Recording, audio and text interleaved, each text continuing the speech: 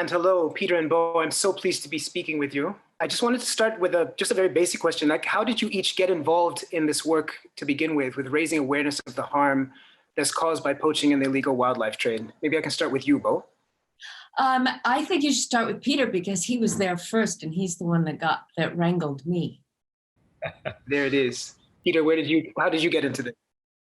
I had to get back into ancient history now 30 years ago, and I left university with an economics degree and didn't really know what I wanted to do. And I ended up working for an organization called the Environmental Investigation Agency that did undercover investigations of illegal wildlife trade. So I got to be behind the scenes of wildlife and discover, back then, in the last 15 years, half the elephant population of Africa had disappeared. And that obviously stunned me. And I felt, if people around the world would be equally stunned if they knew that information. And so I've spent the rest of my life trying to get information about endangered species out around the world. Okay. And Bo? Yes, I met Pete on a boat in the Galapagos Islands. I was with an official U.S. congressional fact-finding mission and was feeling really good about this place that is so protected. And then I met Pete on the back of the boat and he proceeded to tell me how much poaching was going on and devastation. And he just ruined my whole trip. And then I was feeling very hopeless. And then he told me about his programs and his foundation to raise awareness and to convince people using the same kind of fantastic advertising that convince people to buy things they don't need for a lot of money to stop buying wildlife products. And that made sense to me. Peter, do you just want to say something quickly about WildAid's, like the approach that WildAid takes in terms of communication for behavior change? Absolutely. I think the unique thing about WildAid, and it's partly my economics background, is we said that, just trying to protect the supply, which is what most conservation organizations do, is never going to work if you have a strong demand. And if you look at things like the drugs trade, for example, we've spent trillions and trillions of dollars trying to restrict the supply and control the trade. But what we haven't done very successfully is reduce the demand for those products. And so with wildlife, it's not addictive. It's not associated with poverty. In fact, the opposite. Wildlife consumption is very often associated with newfound wealth in evolving economies. And so we felt, if we want to come to terms with this, we've got to reduce the demand. And working as investigator, I'd worked in Asia and in Africa. I've seen both ends of the thing. And in Asia, what was remarkable was people had no idea what was happening. So they were using rhino horn and saying, well, the rhino died of old age and someone picked up the horn. What's the problem with that? And when you tell them, well, no, actually, in fact, the people are literally risking their lives to protect these rhinos from the poachers. They were genuinely shocked. And so it was that gap of the information. And so we basically stole, as Bo alluded to, all the techniques of advertising, 30-second messages, celebrity endorsement, billboards, these massive campaigns. And we managed to get all the media space, which is the expensive bit, donated by people all over Asia. And that's how we managed to do these massive mass media campaigns that have changed the demand for endangered species products. What's a notable success in terms of a particular species or a particular wildlife product? Well, one of the things when I met Bo, the big issue in Galapagos was shark finning, cutting the fins off sharks to use for shark fin soup in Asia. And we started working back. First of all, it was places like Singapore and Taiwan and Hong Kong that were the issue because that's where the money was. But as the Chinese economy opened up and the growth of a massive 240 million plus middle class that could afford shark fin, we turned our attention to there. And our campaigns over the years, mainly led by Yao Ming, the NBA basketball player who carried the flag in the Beijing Olympics and completely iconic in China, we managed to persuade people not to buy shark fin soup to the extent that the imports of shark fin to China went down by 80%. Wow, no, that's incredible. 80%. How long did that campaign take? Well, it started off in places like Taiwan and Hong Kong back, I guess 2007, something like that. But we really took off after the Olympics. It was really like a 4 or 5 year campaign post the Olympic Games in Beijing. And the government supported us. We got all this free media. We're getting, about $200 million worth of donated media in China, from television networks, from billboard companies, all kinds of support, which is amazing. And that enables us to take these campaigns to really, the sort of corporate level that would be necessary to actually change people's opinions. Okay, well, jumping back to like more broadly, what are the risks of trading in wild animals or wildlife products? Like, what are the dangers? What harm does it do? Well, I think there's the ecological dangers, obviously, of making these animals, extinct and changing the ecosystems that they're in. But there's also, I mean, I think COVID has shown us very graphically the other risks involved. And, many diseases now, 75% of new diseases are likely to come from wild animals, according to the CDC, because most of the diseases we got from domesticated animals, we've got years ago, centuries ago. But the new diseases, wildlife is definitely the major source, potential source of this. And the wildlife trade, the way it's conducted, where animals are shipped together in appalling conditions, they're stressed, they're mixed together, that is the ideal conditions to get these cross-species jumps. And we don't know yet with COVID, we know it came from horseshoe bats originally. We don't know how it got to humans. They think there was an intermediate species in between.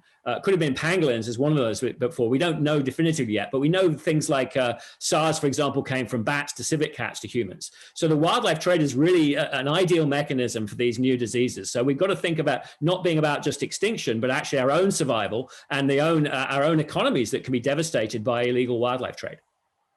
Okay, I just wanted to ask whether you think there are noticeable differences in terms of the approach. If you try to take the same approach that seems to have worked so well in Asia, how does that apply to Africa, where we also have booming trade, illegal trade in wildlife and wildlife products?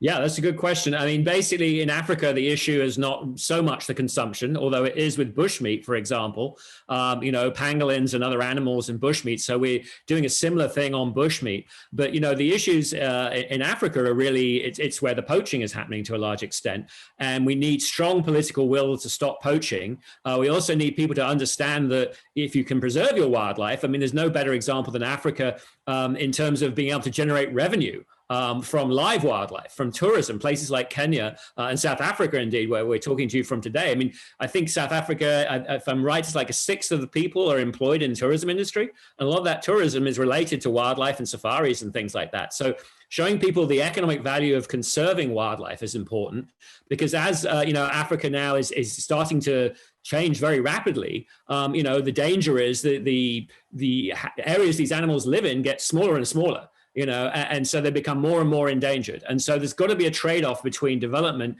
and also maintaining wild and healthy ecosystems. And so that's really the message there. Our campaign that's called Poaching Steals From Us All. And basically the idea is to just explain to people that it's not just about losing the animals, it's about losing the ecosystems, the services they provide, and also, the potential revenue from tourism. I was just wondering whether the same approach to trying to control demand, to approach things from demand, does not also apply to poaching in Africa, for example. Well, on the supply side, some of the poachers are highly organized professional criminals, and some of them are people who don't have many other economic opportunities, frankly. And so, I think the reality is you have to lessen the incentive to poach, which is really the price of the products. And that's where the demand comes in. But also, hopefully, being able to offer people alternative incomes and alternative things, such as the tourism. Where a lot of communities now, for example, are setting up actually their own conservancies, that are adjacent to national parks. The communities, because one, they want to maintain their traditional grazing, which is under threat from industrial agriculture. But secondly, they want to get a piece of the tourism action in terms of finance. And so, that's the kind of alternatives you can create to people other than hunting the animals directly. And so, the approach has really got to be from the governments in many countries in Africa to lead in this direction, to obviously develop their economies, but also to make the wildlife part of that development, not something that's destroyed by that development. And so that, I think, is a lot of the challenge in Africa. Yeah, I mean, it's a really tricky one because especially with bushmeat, I mean, I grew up in Nigeria. So, I mean, I grew up around people who ate bushmeat. I was in my own family, not so much, but it's a commonplace. And I think it may be even more common. And one of the things that's been noticed is that it's, for example, they were looking at numbers in Ghana, and they noticed that when the fishing was bad, then hunting for bushmeat went up. So bushmeat is genuinely a source of protein for people. How do you go about addressing that sort of demand? It's not, people are basically looking for, it's a question of finding food to eat. Absolutely. And in some ways, sometimes the bushmeat is less environmentally impactful than agriculture, right? So it's not necessarily, every country around the world has some form of bushmeat, let's call it, whether it's venison, or pheasant or quail. So this is not something that's peculiar. What's peculiar is when you get these exotic species like civets and monkeys and things like that have real high disease risk transmission. But our campaigns are aimed at really at the urban populations who do have alternatives. You know, people that are in, say, living in the bush, literally, may catch animals and eat them as their source of protein, as you know. And we don't necessarily have an issue with that, you know, and generally that tends to be more sustainable than the commercial trade is what we're looking at. The commercial trade of people getting animals, shipping them into cities, mixing them together live, which is where a lot of the disease transmission can happen, and then selling them to people who have a chicken that they could buy cheaper. You know, the irony of bushmeat in Nigeria, I was there last year and people say, well, it just tastes like chicken. It's like, well, why don't you buy chicken? And it's safer. So, you know, it's really aimed at the people that do have options, you know, that do have choice in their protein, not villagers that might trap something like a grass cutter, which, as you know, is like kind of like a rabbit. It breeds very quickly. We don't have an issue with that. It's when it becomes commercialized, when you mix these animals together, bring in the things like, I mean, bats are very high virus carriers and shouldn't be anywhere near anyone's diet. That's the kind of thing that we sort of are campaigning for. And in urban centers, you know, not out in the bush. I mean, it's interesting when you speak about commercialization, because there's the other side of what drives bushmeat hunting in particular, there's a prestige element to eating wild animals. It's kind of the pleasure of eating something exotic, which is something that's very strongly associated with urban areas. And urban areas are driving bushmeat hunting in rural areas, not for the pots, not people hunting for themselves, and as roads open up for, you know, you drive a road in so you can log, and it creates the possibility to easily ship to the cities. How do you address that sort of a thing? People also trying to reconnect with a rural tradition. Like, there's that element of why it is that people in the cities who have choices are making the choice nonetheless to eat bushmeat. You've hit a number of points there. Firstly, just to say on the deforestation, this is deforestation and climate change also increase the risk of these diseases being transmitted to us, because if an area opens up that's never had human contact before, through a logging that goes in, you suddenly have a direct route from a reservoir of animals that humans may have never come into contact right into the city, you know, via the bushmeat trade. And so those are issues that are important to address too. And I think, you know, when we look at the demand and why people buy these products, I think in some places, for example, in China, you know, in some degree, as societies evolve and develop, we call it develop, but become more westernized in their nature, people are sometimes trying to look back to something from their old culture. And I think this is something to do with the wildlife trade. People say, oh, well, yeah, people used to do this, so we should reconnect with it. But of course, you know, the reality is not many people used to do these activities by definition. You know, not many people use rhino horns. There's not that many rhinos. And so it's this kind of false sort of cultural icon to sort of grab onto. And instead, you know, there's obviously many cultural things you can aspire to, such as art and things like that, that don't have to involve the extinction of an animal.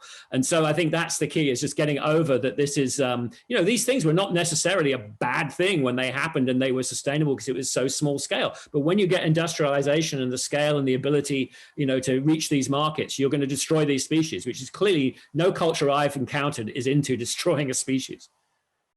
Bo, if I could turn back to you, could I just ask, what roles have you played in WildAid's campaigning? Well, since I began, I said, sign me up, and I've been there whenever Pete calls. I help, but it led to me being special envoy on wildlife trafficking in our State Department, and we traveled the world on a diplomatic level to try to help Pete and WildAid have that door open for them. And we've set up WildAid Canada, another branch.